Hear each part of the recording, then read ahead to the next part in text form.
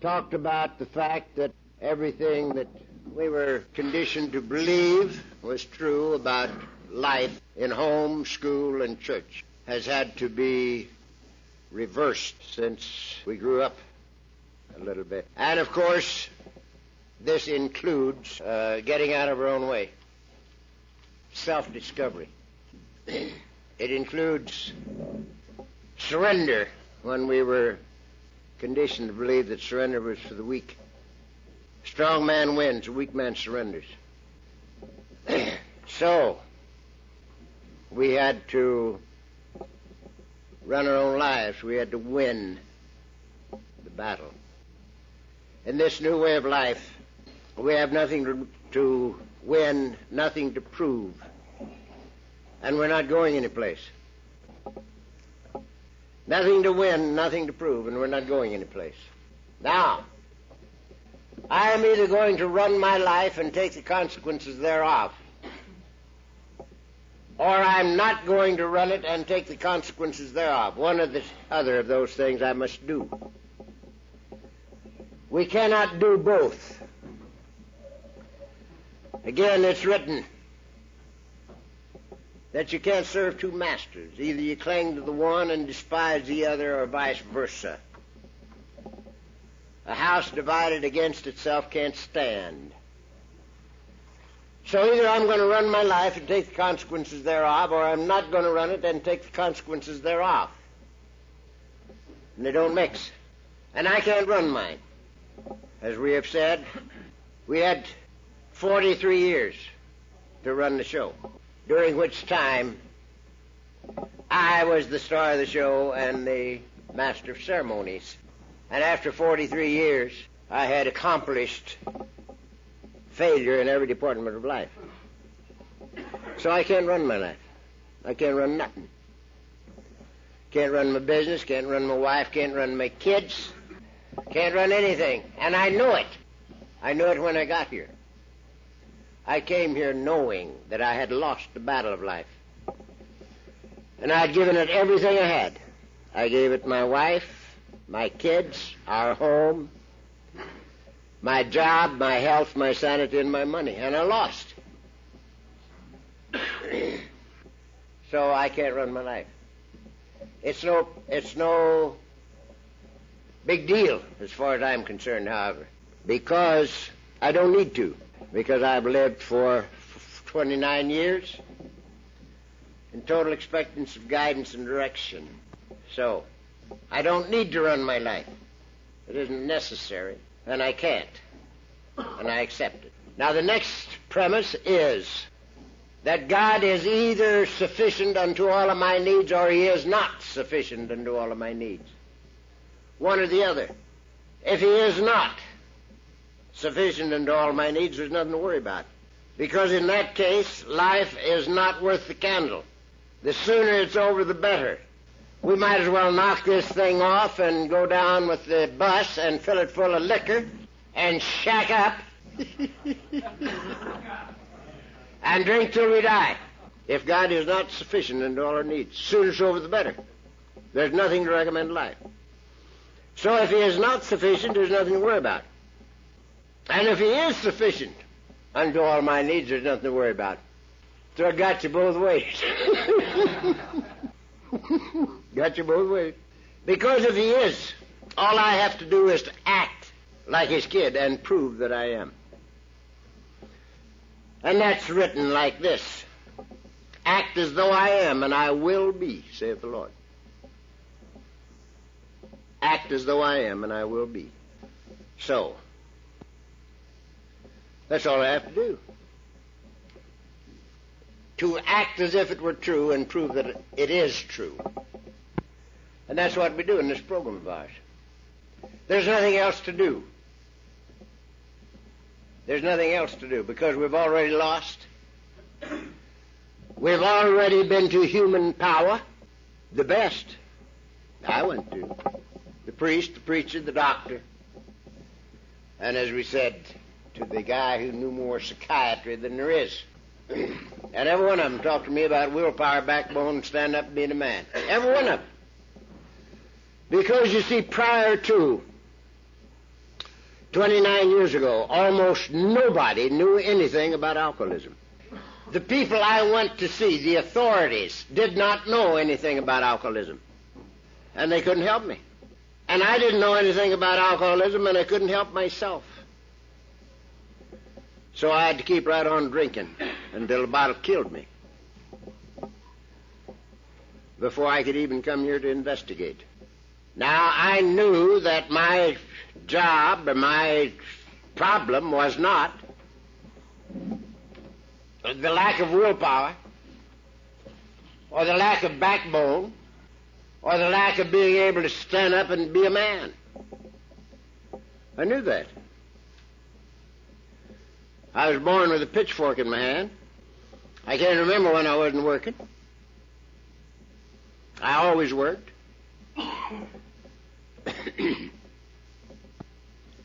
And I was a pretty good athlete in my day, and I can say that without fear of successful contradiction, because there's nobody here old enough to remember.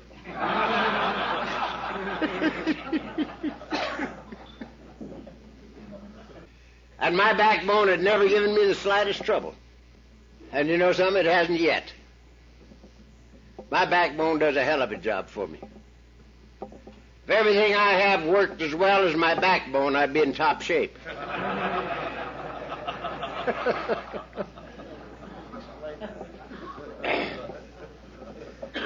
If you want to make a question on that, talk to me tomorrow about it. So, it isn't backbone. It most certainly isn't willpower. If there is ever a group of people on the face of the earth who has willpower, it's the drunks of the world. Boy, we got willpower to burn. I could get whiskey in Kansas on election day if it fell on Sunday. It depended only on how high I was walking off the sidewalk, how long it took. Any place in the country. If the need was great, it didn't take very long to get a jug. Every time I hear these earth people talking about backbone, willpower, I want to ask them one question. How many of them ever crawled a mile in the mud after dark just to get a bucket of ice? It's par for the course for a drunk, you know. We got willpower to burn. And in the standing up and being a man department, we can give them cards and spades.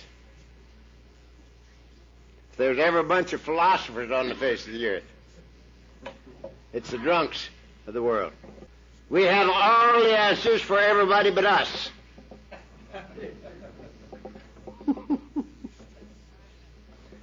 One of our great assets, one of the things that really endeared us to the non-alcoholic world. We have always known exactly what is wrong with them, and we didn't mind telling them. And that's not a good way to win friends and influence people either. We're a great bunch of philosophers. You could go right now into any bar in this part of the country and ask the first drunk that you bumped into any question that popped in your head, and he'd tell you. He wouldn't stammer and stutter. He wouldn't say, I don't know. He'd tell you. A great bunch of philosophers. So, I knew all the time that my problem was not willpower, backbone, standing up and being a man. But I didn't know what it was. So, I had to keep right on drinking until I died before I could come here and find out. Now, this isn't any criticism of the doctors or the preachers or the priests or the psychiatrists, because they didn't know. Back in those days, they did not know. It's a comparatively recent thing that doctors and priests and preachers and psychiatrists. A great percentage of them have made it their business to find out something about the disease of alcoholism. And they can presently tell us and tell us where we can go for help. But in my day, this was not true. Thank God. There's so much more known about it today than there was then. That many people can find out and come without having to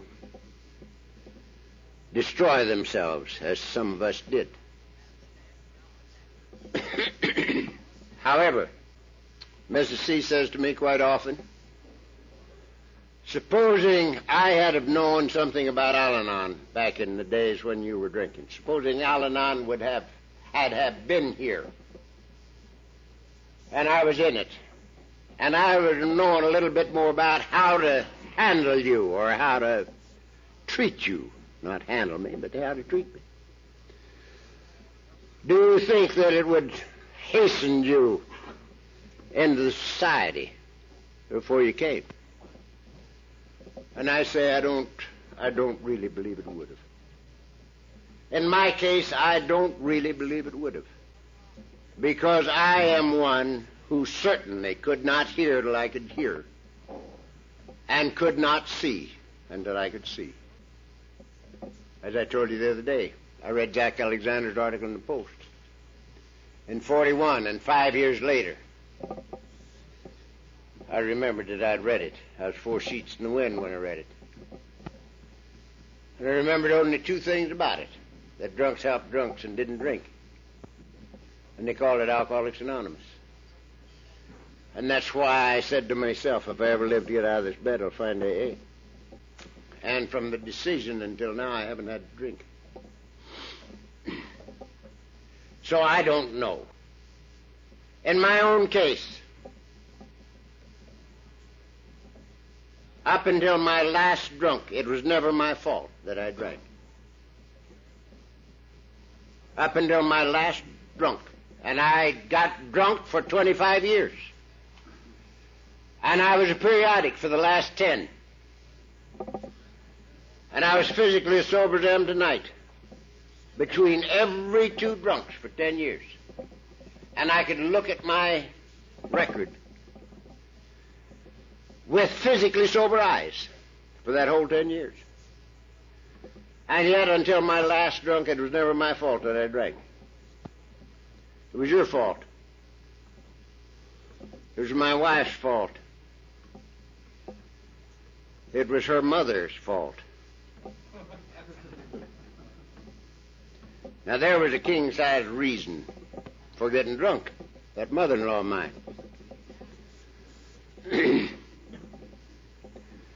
Reminds me of a little story I picked up from Al Badger in Dallas. Al's gone to the big meeting. He's a hell of a guy. He was about 3 or 4 months before me in the program. He was soberly died a year or so ago. And he was a great storyteller, and he told this story. He said there's 2 drunks who met on the street. And one of them says the other how's things. Oh, he says, not good. Well, he says, that's bad. He says, not so bad. He says, I got married. Well, he says, that's good. He says, not so good. He says, I got my mother-in-law, too. Well, he says, that's bad. He says, not so bad. She's got money. He says, that's good. He says, not so good. She wants to boss everything. He says, that's bad. He says, not so bad. She bought us a house. He says, that's good. He says, not so good. The house burned down. Well, he says, that sure is bad. He says, not bad, brother. He says, she burned too.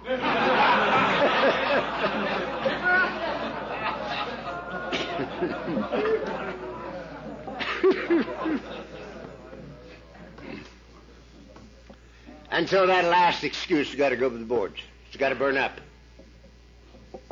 If you and I have one excuse left, that is still acceptable to us, we have another drunk left.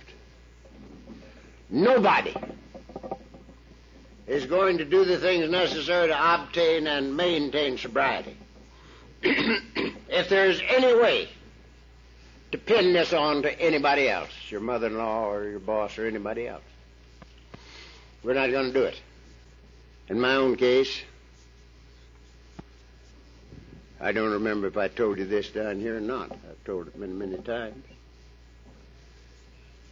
But on my next to last drunk, when I went to the kitchen after a glass of buttermilk,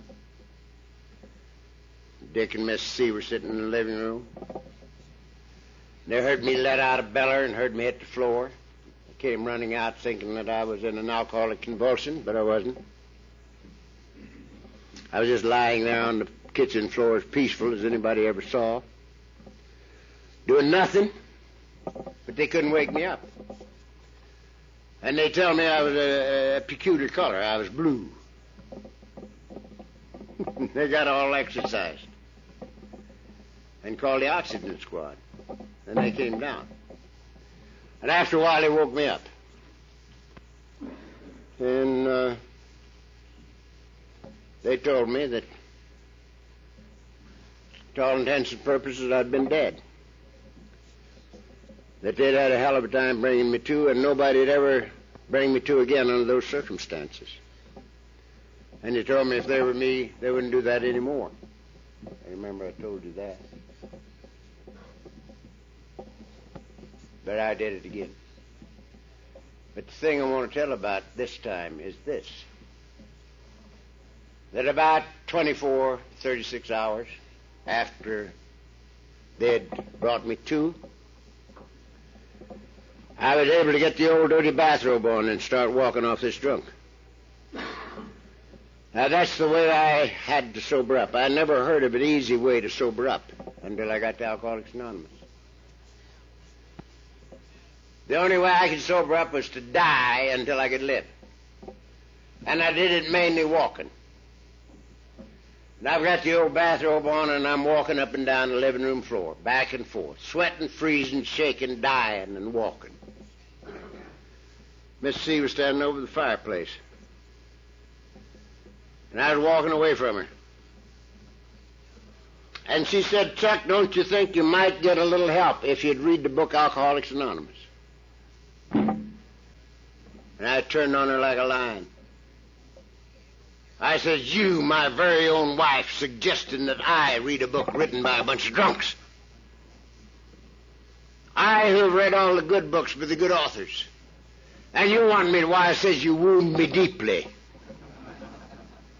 Now, I'd just been dead 48 hours before, and she wounded me deeply. And I polished her off completely by saying, "And besides, I can write a better book than that myself." Now, that was just 90 days before I came crawling into this program. Just 90 days. I'd been getting drunk for 25 years. And she wounded me deeply by suggesting that I read this book. So I doubt very much if there was any way that I could have gotten here except the way I came. And that was to totally burn up, which happened to me in my last time out. Now, many times people hearing a guy like me, or some of you, who had everything happen to him that can happen to anybody, and they say, "Well, those things didn't happen to me. I've never been in jail. I've never had DTs. I've never had convulsions. I've never had trouble with elephants." You know, I had a lot of trouble with elephants. I may be one of the few people that ever lived in Beverly Hills that were charged by a herd of elephants. That almost never happens in Beverly Hills. They were running me right out of the town. No convulsions. I've had them all. And they say, well, those things haven't happened to me, therefore I'm not an alcoholic. Now we think that there's no degrees of alcoholism.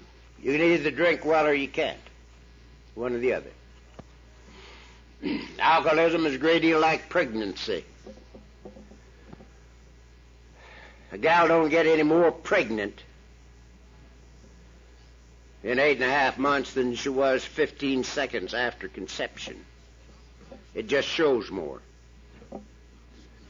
The same thing's true with us. I don't think we get more alcoholic.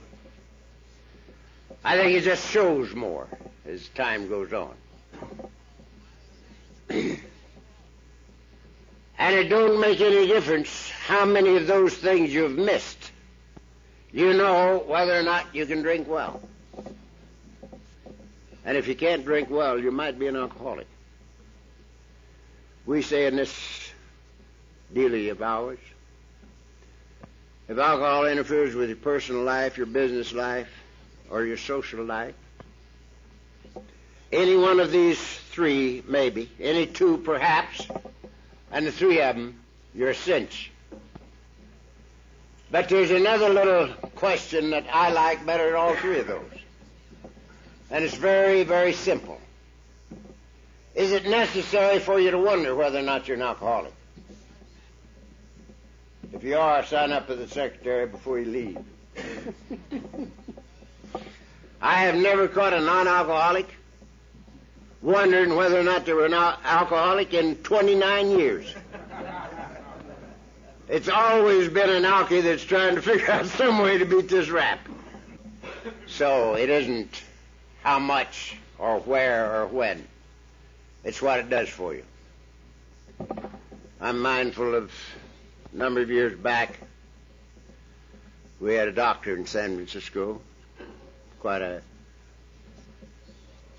member of Alcoholics Anonymous. He was a gynecologist. As a matter of fact, he was 5 times a doctor. He was a doctor, a surgeon, an obstetrician, a gynecologist, and a psychiatrist. He was qualified in all those fields. And he told us a little story. He said he was operating a lady who was getting pretty well along in years, past 60. And he had determined in her examination that her arterial tree was very weak. And he had also determined that she'd never had a drink of liquor in her life. And for post-operative care, he prescribed a little brandy. And they started giving this biddy a little brandy. And he said on the 3rd day after the operation, she stole the keys from the nurse and got into the brandy. And she'd never had a drink in her life up until that time. So it's not how much or how long, it's what it does to us, you know. And you can either drink well or you can't. And if you can't, this program is for you. And the quicker you embrace it, and the quicker you do something about it, the better. Because alcoholism gets worse, never better, in its manifestation. I'm actually 29 years worse off so far as successfully drinking liquor is concerned than I was when I got here. And I know it. I know it. And I don't have to take a drink to prove it. But because I have been close to and active in this program for the whole time I've been here. And when you're close to and active in, all you got to do is keep your eyes open. Your friends are forever taking that drink for you. And you don't have to take it. They do your experimenting for you if you keep your eyes open. Now, there are 2 or 3 little things that I want to add to this before I take off. When I first got here, I was quite sure that people who had not suffered as much as I had suffered couldn't possibly love this thing as much as I did.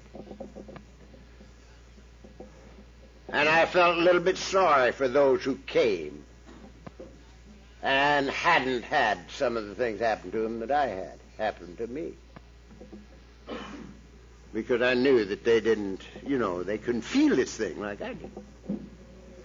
Until I got to working with a Jebby priest. Never been kicked out of anything. Was still serving the altar. But he was a priest. A Jebby at that. And it gradually dawned on me that I was a drunken nobody. Nobody gave a damn whether I drank or didn't. Half a dozen people. But a Jebby priest, how much they must suffer in doing a bad job. And I got to working with my banker. And he was one of the biggest bankers in the country. He was an internationally known banker. He taught banking. He was a $1-a-year man with the United States government for quite a while. And he'd never been kicked out of anything. He belonged to everything in town. Never been kicked out of his home. He lived in Fremont Place. You can only get in there and out one way. No cross streets, no out to the other end. You go in and out the same way. It's private. There's where he lived. And he'd never been kicked out of home. Never been kicked out of anything. But he couldn't drink well. And he wasn't doing his job well. And he came to Alcoholics Anonymous. And when the time came, when he felt that he had to start trying to give this thing away, he went to his committee. He was chairman of the executive committee of one of the biggest banks in the city. And he went to the committee and he says, look, I have an alcoholic problem. And I have found a way that might let me live for the rest of my life without drinking. And one of the things we must do is to work with alcoholics. And he says, I'm going to have to start working a bit with alcoholics because they worked with me. And I'm sober. And I'm going to have to talk a bit. And people might know. And it might be damaging to this bank. And so I'm submitting my resignation to this committee right now for your action. And they says, go to your office. And he went out. And he was almost to his office when they opened the door and called him back. And they says, whatever you feel that is necessary for you to do, do. And we're with you 1,000%. Isn't that beautiful? And this was one of the most humble men I've ever known in my entire life. Up until the time he died. He's the guy that allowed me to buy my business. Beautiful, beautiful man. And we used to sit between Christmas and New Year's every year and have lunch in the California Club, which he belonged to. I didn't. But he did. He belonged to everything. And he'd sit there and tell me that that lunch with me between Christmas and New Year's every year was the high point in his year. And I'd sit there and bawl like a baby. Fabulous man. Never got kicked out of anything. But how he must have hurt. How he must have hurt. So I had to come to see that it's not possible for you and for me to decide how much somebody else is hurt. We don't know what's going on inside of somebody else. And they might have hurt 10 times, 100 times worse than I. And here I was sort of pitying him because they couldn't love this thing as much as I did. Also, I knew very well that when people didn't practice these principles like I thought they should, they couldn't stay sober. Our book tells us we cease to fight anything and anybody, or everything and everybody. We cease to fight. We had an old boy in our group in Beverly Hills that fought everything and everybody. He was a year and a half sober when I got here.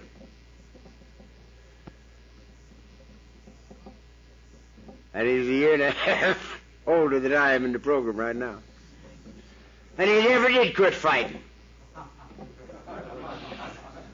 He still fights, and he's practically a dead man. Now, back in the old days, I used to try to make him speak to me. And he wouldn't do it. Maybe a whole year would go by. We were in the same group. And I couldn't make him speak to me. And I'd do stuff like this. I'd walk up to him in the middle of a sentence, talking to one man. Because he'd have to, have to do something. Well, he did. He turned on his heel and walked off without even finishing the sentence. I couldn't make him talk to me. And when I got my 21st birthday, he gave it to me.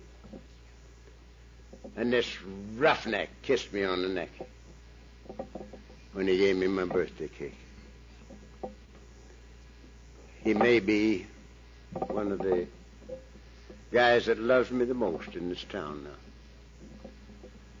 So, we have to come to see that it isn't where you are, it's where you came from.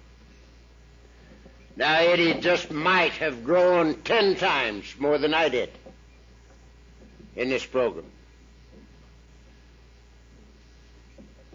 But he didn't start even with me. He started down the ladder a ways. And so we have to come to see these things. And it makes for much, much, much more beautiful living experience in Alcoholics Anonymous. Now, there's a little verse in the book which I won't quote because the doctor don't want me to. But it says this.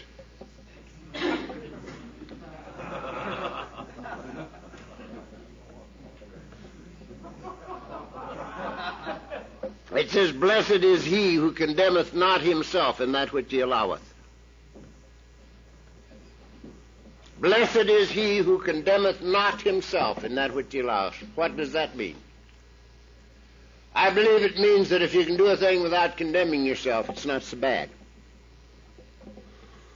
But if you condemn yourself for it, you better jolly well quit it. It'll kill you. And I think this is one of the greatest differences between a good old Saturday night drunk and an alcoholic. Because you and I condemned ourselves from the beginning. Now, if we were raised in a religion that did not condemn us for moderate drinking, maybe we didn't condemn ourselves for moderate drinking, but we condemned ourselves for a bad performance. So from the beginning, we condemned ourselves. I knew better than to drink before I ever took my first drink. I condemned myself from the first drink. And as time went on, the condemnation became hatred. And we end up hating our guts. We can hardly look in the mirror to shave because of self-loathing. Blessed is he who condemneth not himself in that which he alloweth.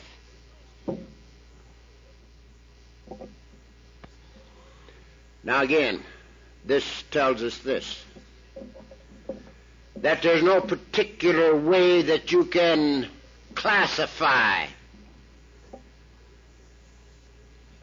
so-called sin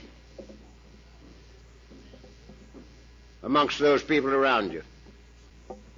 Many people can do things that I can't do, and don't condemn themselves at all. Personally, I could do things, many things, 5 years ago that today I cannot do.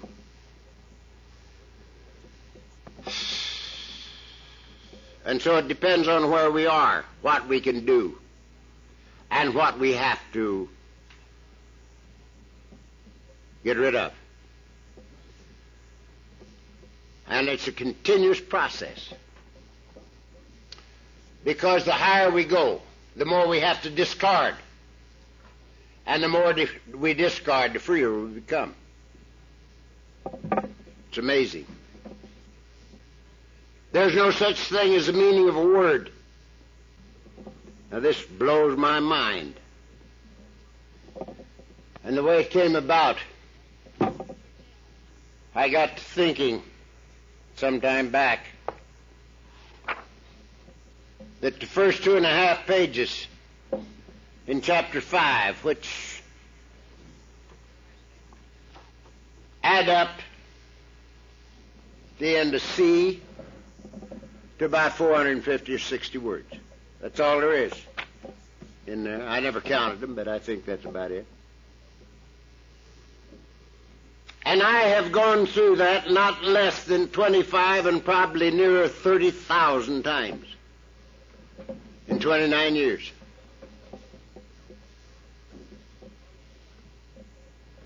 And you might say, well, that must be the driest reading on the face of the earth. It's not last week's dishwater, it's last year's dishwater. But it isn't. They're always new. Every time I hear them, they're always new. Every time I read them. Every time I talk about them, they're new. The words remain the same, but we don't. And it depends entirely where we are, what they mean. And they will always be more meaningful. They always take a new meaning, depending on where we are. And we'll be walking up this ladder forever, world without end, amen. Now here's another thing I like to think about, sitting up there on my hill. I believe that I'm right in this, and if I'm not, one of you sailors can correct me. I think that when you're sitting in a boat at water level, on a clear day, the horizon is 7 miles. I think that's as far as you can see when you're at water level. Now I'm up maybe 1,000 feet above the water level. And on a clear day, my horizon is almost limitless. 150 miles I can see. Sometimes Catalina Island, San Clemente Island, and Point Furman are all close enough that I could seem like I could skip a rock to them. You know? Just that little bit of elevation changes the horizon from 7 to maybe 150 miles. And we'll be walking up these stairs forever.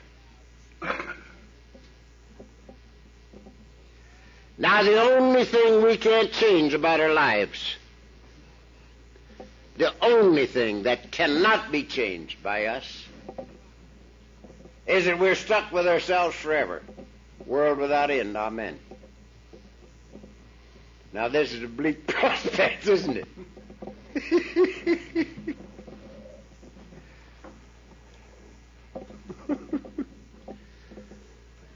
We get to thinking about committing suicide, you know.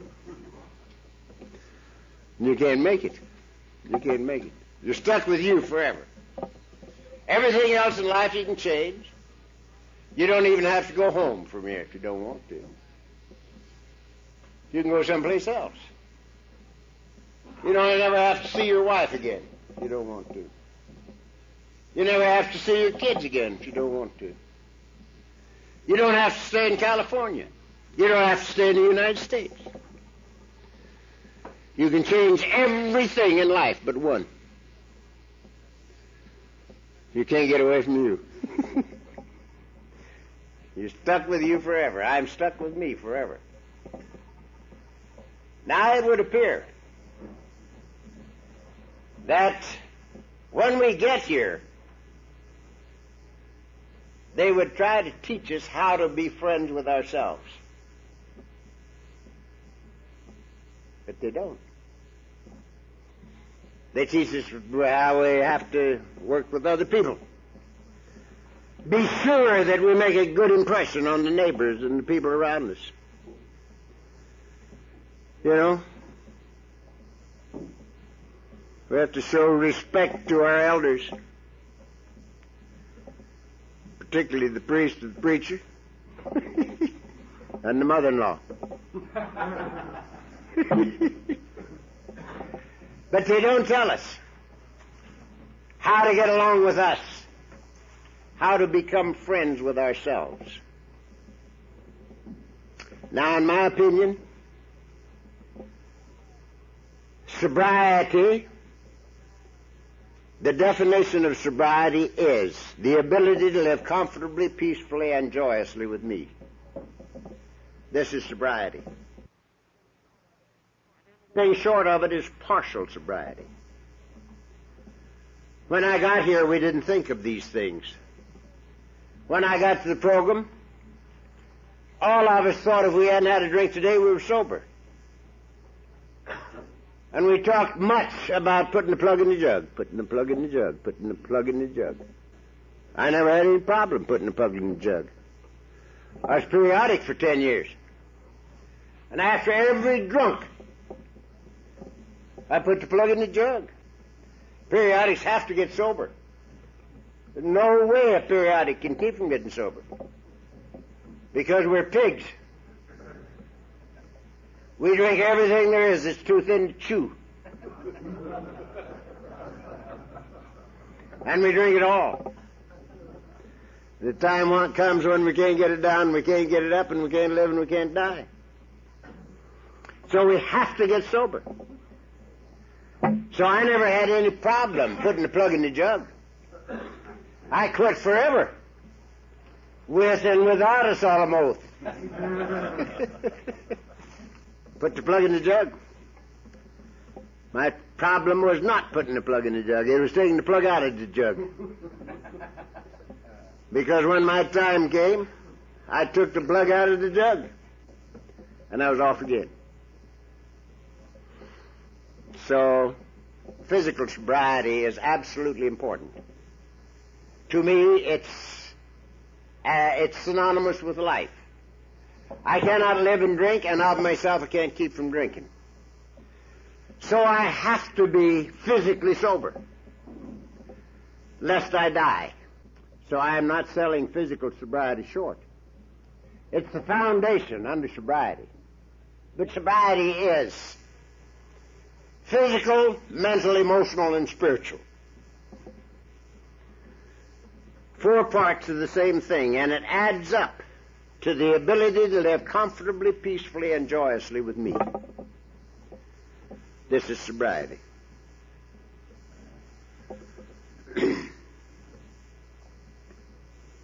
Now, this program is more important to me today than it was 29 years ago. Because 29 years ago, if I could have just died and had it over, it would have been the greatest thing in the world. I was born knowing that suicide wasn't an answer, but it never occurred to me that drinking yourself to death was suicide until I was sober 5 years. So I tried my damnedest to drink myself to death, but I couldn't make it. You can't drink yourself to death if you want to die. The guys that die with alcoholism don't want to die. If we want to drink ourselves to death, we just go nuts and stay nuts, but we can't get over the brink. I want to make this point. One of the great big insurance companies of the country was built by a man whose son got sober in Alcoholics Anonymous. He was an attorney, and he was never going in the insurance business. He was going to stay an attorney. And it was a beautiful empire. And I don't know how much effect I had on him, but I talked with him for a long, long time about getting on in that business and taking over, because his dad was way long in years. And he eventually did. And he was the man that built this empire. And he was pretty old. And he was doing a bit of drinking. And his son talked to him a little about it. And he says, I can drink myself to death if I want to. And his son says, no, you can't. Well, he says, so-and-so did. Mentioning another big man in the insurance business who had drunk himself to death. And the lad says, yes, but he didn't want to. And it hit me like a ton of bricks, because that's what I was trying to do. But I couldn't make it. The thing that hastened me into Alcoholics Anonymous after 25 years was that I knew I wasn't going to die. I was going to stay insane. And I'd sit there in that chair of mine, thinking about the boys, my boys. When the kids in the block says, where's your dad? And they'd say, he died. And they'd turn and walk off. Because they couldn't tell him I was in Patton. With just enough left to know how to tie my shoes and why I was there. You know? That kind of dreaming drives you nuts. It drives you nuts. So it helped to drive me in here. We can't make it if we try. And it never occurred to me until I was 5 years sober that drinking yourself to death was suicide. But of course it is. Now, how am I going to stay sober? I have to be sober. Sobriety in life or synonymous. How am I going to stay sober? I'm going to so perform that I'm comfortable right here. That's the only way I can stay sober. When I get to feeling a certain way right here, I'll get drunk. Now, I hear many people say that if you've been in Alcoholics Anonymous a while, you have to think to drink. I don't believe it. I don't think you have to do anything but quit doing the things that keep you comfortable right here. And you wake up drunk. Because, you see, you and I know a way to stop that big hurt. And if we allow it to hurt like it used to hurt, we'll be just as drunk as we were in the old days. And we don't have to think about it at all. Just quit doing the things that keep us comfortable right here. Now, I believe with the doctors that alcoholism is a disease. I believe that it's terminal. I believe that it's a disease of a twofold nature, an allergy to the body coupled with an obsession of the mind. I accept all this. But I do not believe that that's all there is to the disease of alcoholism. If it was merely mental and physical, a good internist and a good psychiatrist could take me apart and put me back together and I'd tick. But this doesn't very often happen to us. Once in a while somebody gets sober and stays sober, but it doesn't often happen. So there must be something else to this deal. A living problem, and we must have a living answer. And inasmuch as there has never been a mass recovering program for alcoholics that did not include a basic spiritual rest, then it seems kindergarten to me that the problem behind the problem is a basic spiritual unrest. Now, I say often when I'm about ready to quit talking, the time has to come to in our lives when we come to see that if there be fault, it's mine. If there be fault, it's mine. And I say if there be fault because I don't believe there's fault. I believe that you and I are the victims of a combination of characteristics which came with us that make it impossible for us to integrate ourselves into the life that we're born into this so-called civilization that we're born into. And I look at myself and a few thousand of you people, and it seems that there are three characteristics that are common to all of us, so common that they're so easy to see. In every one of us, regardless of race, color, creed, religion or the lack of it, education or the lack of it, which side of the tracks we were born on. Don't make any difference. Every alcoholic that I've ever known, almost throughout the world, is a perfectionist, an idealist,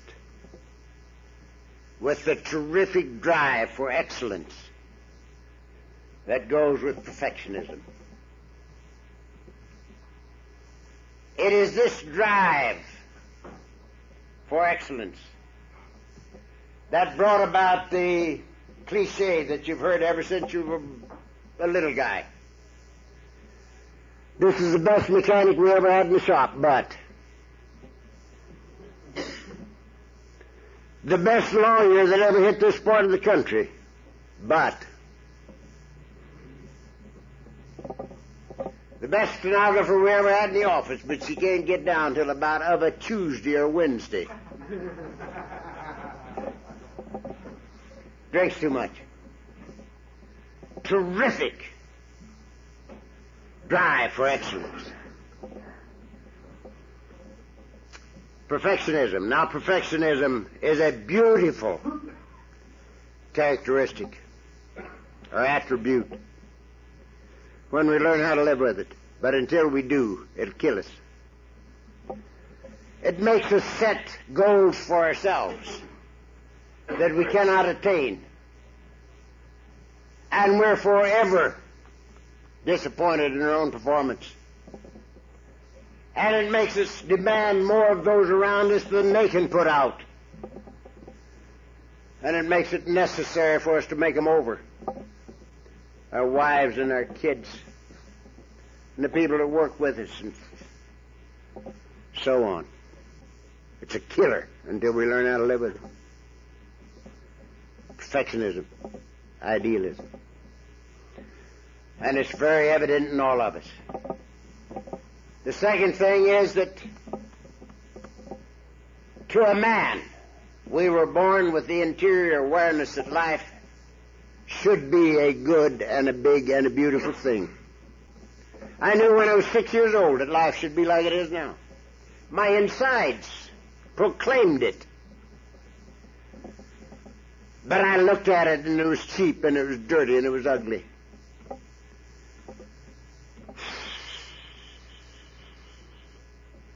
And that was one of my biggest problems. I couldn't integrate myself in the life around me because I didn't like it. There was a scene, if you remember, in the days of Wine and Roses that just tears the heart out of me, and I haven't had a drink for 29 years. Every time I think of it, it does me in. This gal had come back to her husband's apartment to try to talk him, her ex-husband's apartment, try to talk him into rejoining her in the drinking world. And he'd gotten into Alcoholics Anonymous. And he was begging her to join him in this new way of life. And she was standing looking out the window, high above New York City. And she finally says to him, I can't. When I look out of this window sober, it's cheap and it's dirty and it's ugly. And when I look out drunk, it's beautiful. For 25 years, the only way I could stand what I looked at was to be half in the bag. And this is one of my big problems, and yours. And lastly, there are many more, but we'll just use 3. And this is the most incongruous thing you'll ever hear come out of the mouth of an alkie. And I caution you not to speak of this to your psychiatrist. We are a highly sensitive people. Now, isn't that something? When there we lay in the gutter, and the pig got up and slowly walked away.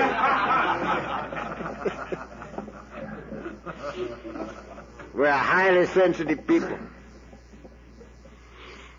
That's the reason that the psychiatric world, from one end of the world to the next, has labeled us as being emotionally immature.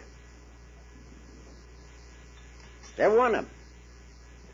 We're emotionally immature. I don't believe it. I think that we have several times the capacity for feeling that the psychiatrist has.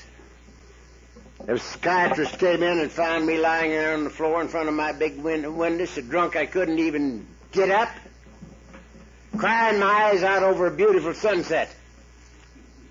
Emotional immaturity. He don't know it's so damn pretty I can't stand it.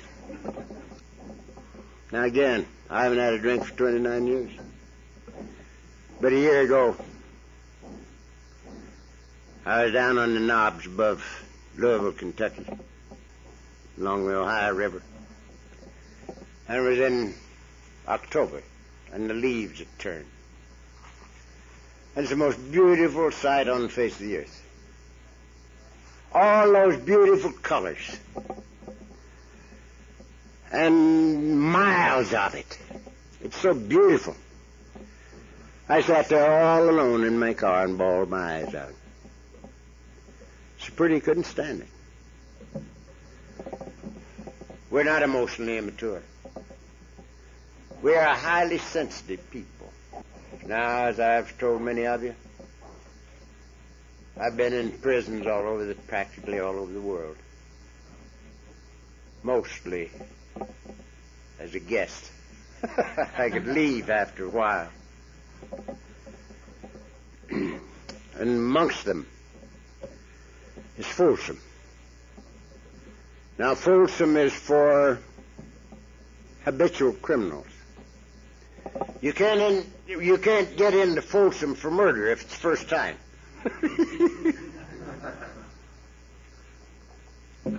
You have to be a habitual criminal to get in Folsom. They tell me up there that the swallows that build up there in those rocks used to build in Capistrano, but they're four-time losers. So they build up there in the stone wall around that place now. I stood there and talked to twice this many people, or three times this many people, and watched them cry right along with me. And the tears bouncing off of their bellies, and they make no attempt to hide it. And it isn't because they're emotionally immature. It's because of the identity. They feel right here exactly like I do. And they cry with me and they laugh with me. And it isn't because they're emotionally immature.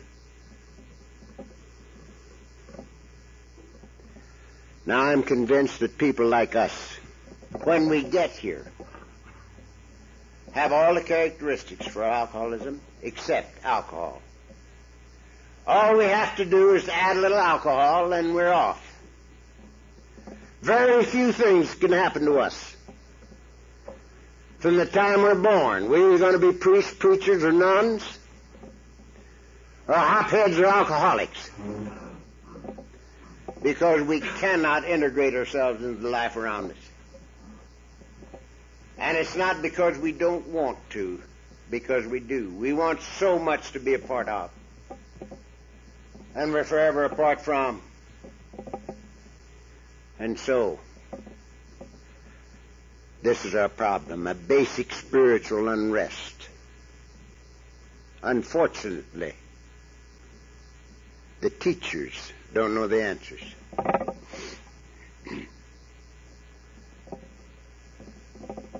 I bury a few people.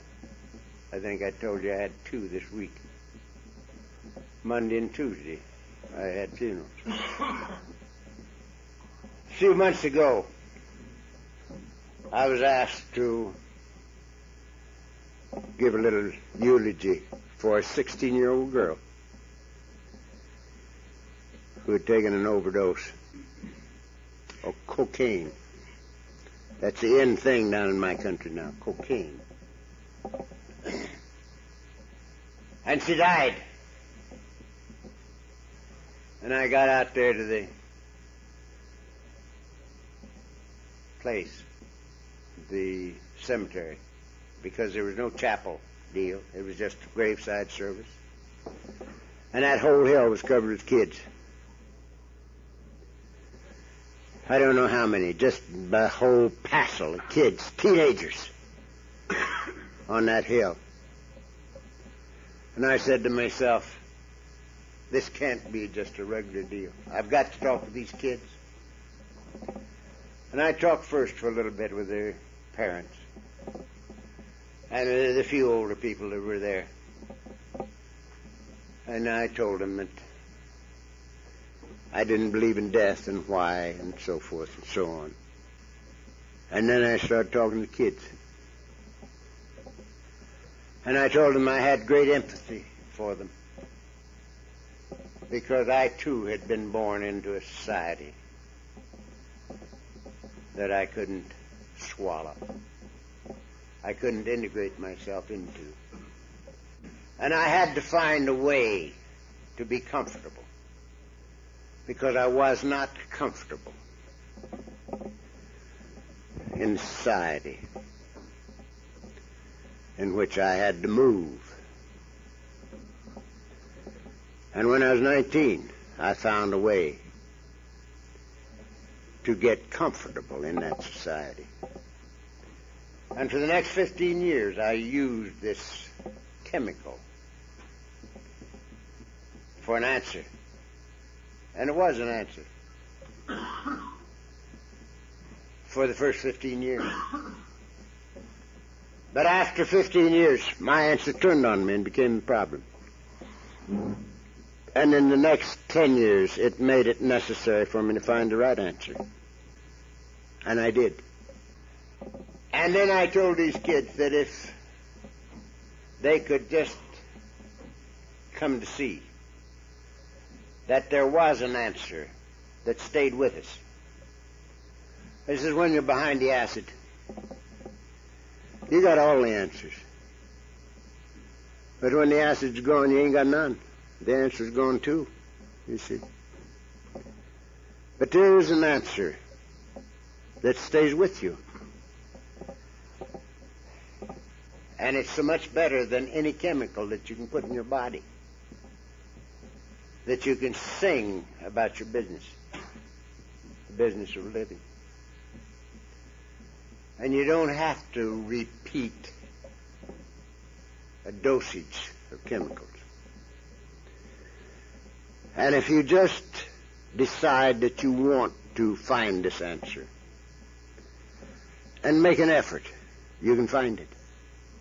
And there are many people that will help you. And if you do this, maybe this death will be justified. Her mother called me the early part of the week. First time since I had been there. And she said there was quite a movement amongst the teachers and amongst the students to find an answer to replace this stuff. And she told me about some guy that had thrown his house open to kids there in Laguna Beach. And they wanted me to come down there last Friday, but I had to do something else, and I couldn't go. Friday a week. But isn't that beautiful that they might now be looking for something that might take the place of this chemical deal? And I want to close with this little story. Before Alcoholics Anonymous was born, there was a chap by the name of Roland. And Roland was an alkie. And Roland was doctoring with Dr. Carl Jung, who might possibly be the greatest psychological mind that the world has produced so far. If I was learned, that would be a good opinion, but I'm not. But to me, he was tops. He was the same vintage as Freud and Adler and Jung. But it seems that Jung had a personal answer. He had a living answer, and maybe the others didn't. And Roland was doctoring with him. And every time he came back to him, he was worse. And he finally came back to him, Dr. Jung. And the doctor told him, he says, medical science has done everything in its power for you, and it can do no more. Psychiatry has done everything in its power for you, and it can do no more. And now it's my duty to tell you that your only hope is to find a spiritual experience that might save you. It's your only chance. Now, this was some little time before Alcoholics Anonymous was born. And eventually, Abby called on Bill. And eventually, Bill heard the pronouncement that we've talked about already. He might have 6 more months to live, and then his wife would have to either lock him up or bury him. And he called out, God, if there be a God, reveal yourself to me now. And something happened. And he got sober. And he shared this thing pretty well until he died. Never had to drink anymore. Now, after he and Dr. Bob and some of the rest of them had worked out this formula and had proven that it worked if you and I work it, and had put it in this book for us, Bill heard about Roland and what Dr. Jung had told him about a spiritual awakening, a spiritual experience being his only chance. And Bill wrote to Dr. Carl Jung in Zurich, Switzerland. And he asked him in the letter, how come he had known enough about alcoholism to so counsel Roland as he had done. And Dr. Jung wrote back, and he told Bill, in essence, that he had always known that the alcoholic's problem was his search for unity. His search for unity, and he couldn't find it. He even quoted one of my favorite verses.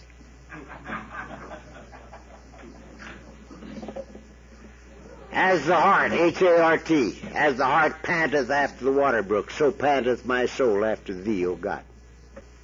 He'd always known that this was the alcoholic's problem. His attempt to find unity with the life around him and with the God that made him. And when he found the bottle, it seemed to be the missing ingredient. It seemed to let him live a little bit more comfortably with himself and in the society around him. And he had found chemical unity. And it did a pretty good job with him until it became the problem that only a spiritual answer could solve. Now that's a beautiful thing. And most of us agree with it. Now here's what happened.